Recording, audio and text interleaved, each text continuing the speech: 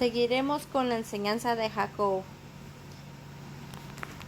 Yo me imagino a un Jacob que en ese momento él recordó lo que le había hecho, el engaño que le había hecho a su hermano mayor.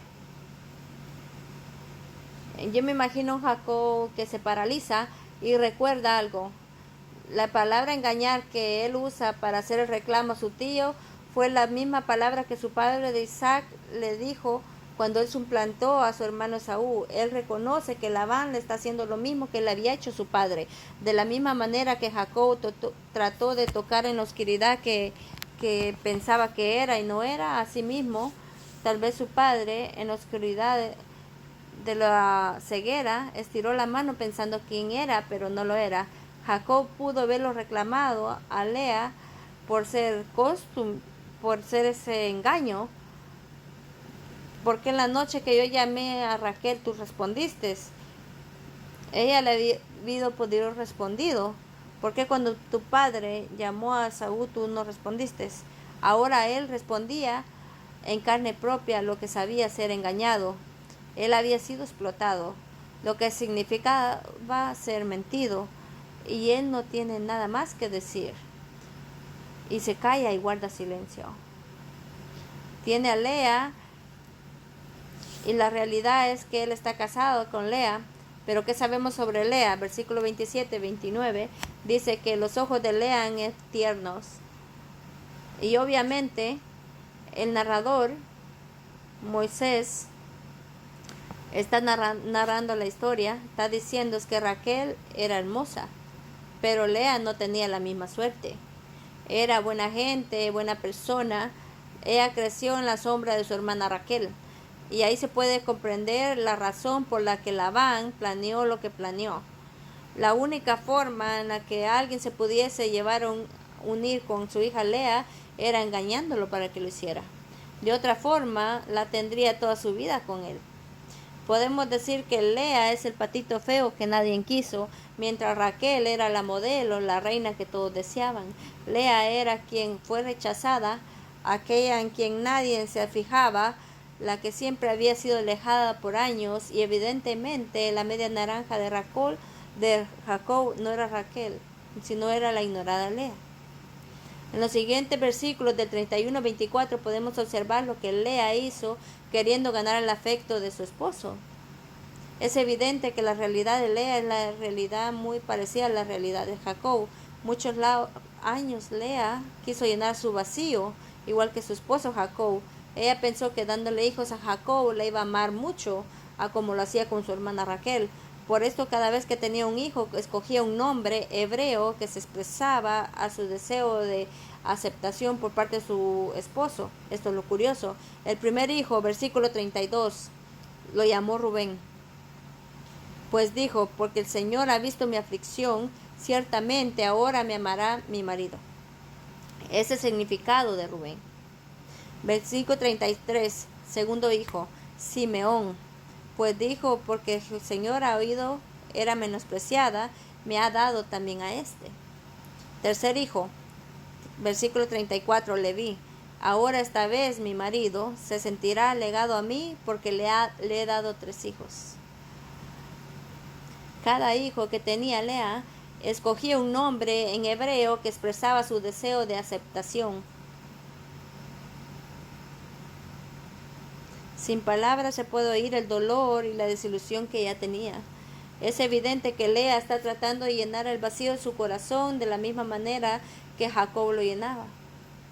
El rechazo de ser la segunda, de crecer bajo la sombra de su hermana, trajo el anhelo de llenar el vacío de su corazón, obteniendo como diera lugar el amor de un hombre, que solo este hombre la aceptase.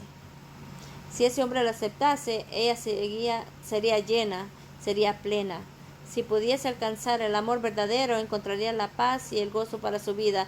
Solo entonces encontraría el sentido para su vida. Y finalmente Lea podría ser importante para alguien, sería visible, sería superior a su hermana.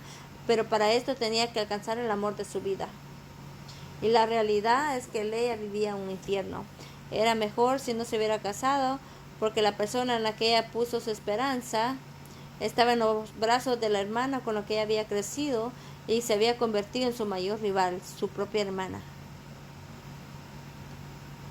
Si tú analizas la narrativa bíblica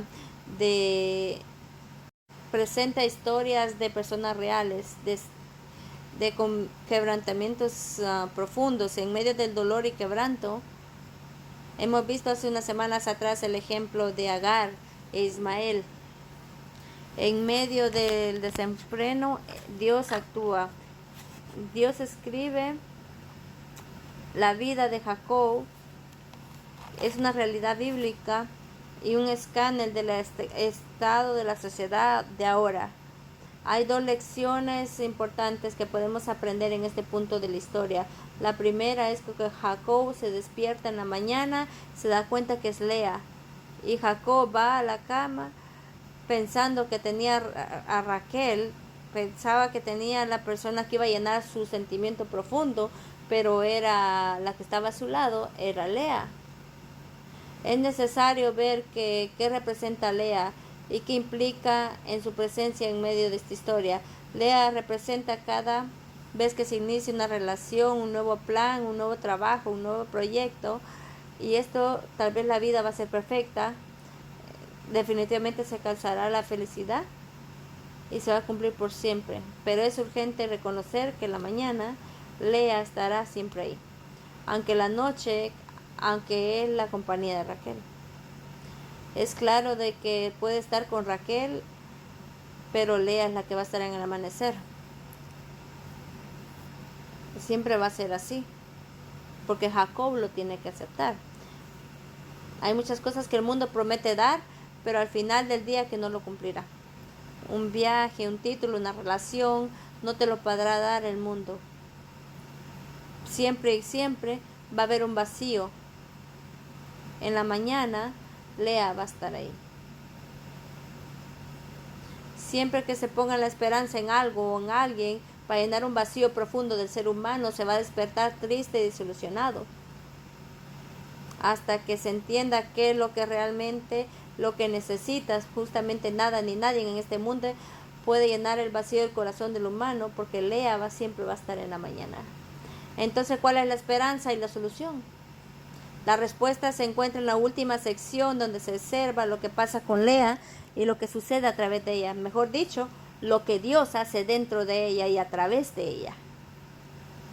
Es evidente que para Lea, en la historia, su esposo es su Salvador, pero al final, en el versículo 35, se ve que Lea clama a Dios y él le responde. Es ahí donde finalmente ella encuentra algo que estaba buscando por mucho tiempo. Su cuarto hijo llega y ella le llama gracia, Judá, que significa gracia.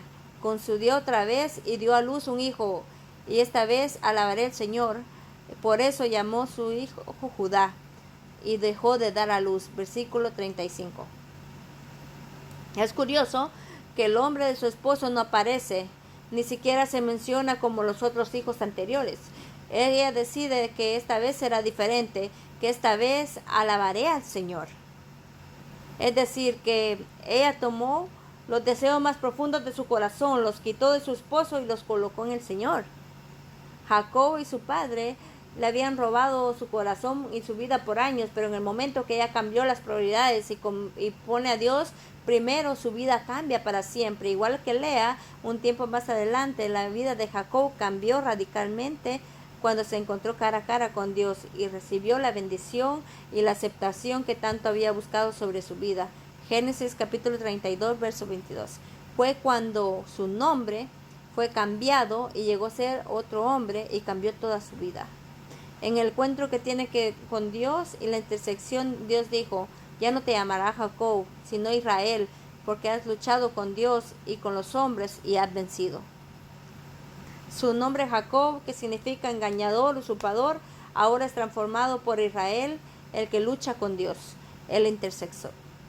Jacob reconoció que estaba delante de alguien superior a él y suplica su bendición.